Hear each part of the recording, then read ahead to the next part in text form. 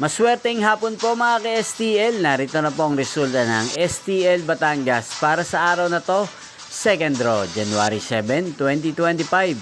Araw ng Martes, naway ang mga natayan niyo pong mga numero kanina ay manalo nawa ngayong hapong ito, 4:30 PM. Kaya kunin niyo na po ang inyong mga tickets.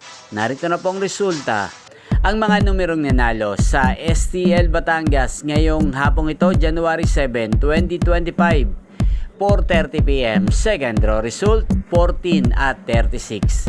In exact order. Sa lahat po ng tumaya kanina sa STL Batangas para sa second draw ng 14 at 36. Congrats po sa inyo. Panalo po kayo.